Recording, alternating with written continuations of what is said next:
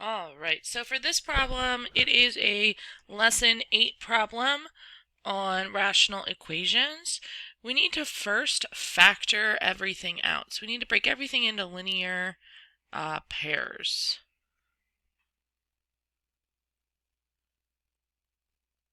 So the only thing here that needs to be factored is this y squared minus 6y plus 5.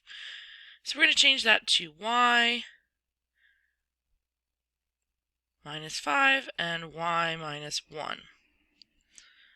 From here, we need to find our common denominator, which in this case is going to be that y minus 5, y minus 1. So for each individual fraction, we need to make sure it has that common denominator.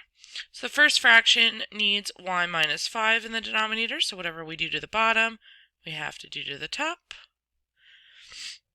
The second fraction needs y minus 1.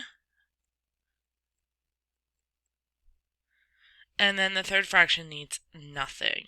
Once we have our common denominator, basically all of the denominators cancel out and you're just left with the numerators since it's an equation. So we've got y plus 2 times y minus 5 plus 4 times y minus 1 equals 6.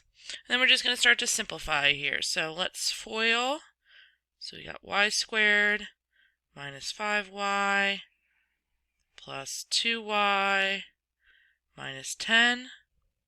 And we're going to distribute the 4 here. Plus 4y minus 4 equals 6. Combine like terms. Y squared.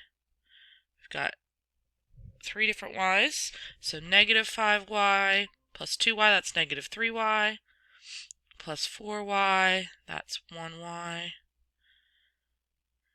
And then we've got negative 10 and negative 4 on the same side of the equation equals 6. All right, get this equal to 0. So we're going to subtract 6 on both sides. We've got y squared plus y minus 20 equals 0. And then we're going to factor this out. So our multiply number is 1. Our add number is negative 20. So we get y minus 4, y plus 5 equals 0. So y equals 4 and y equals negative 5. So last thing we have to do here is check for extraneous solutions. So we're going to go back in and we're going to plug these numbers in and just make sure that they work out. So scroll down a little bit.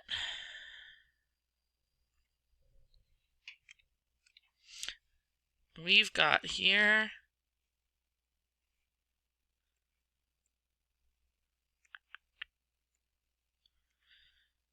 4 plus 2 over 4 minus 1 plus 4 over 4 minus 5 equals 6 over 4 squared minus 6 times 4 plus 5.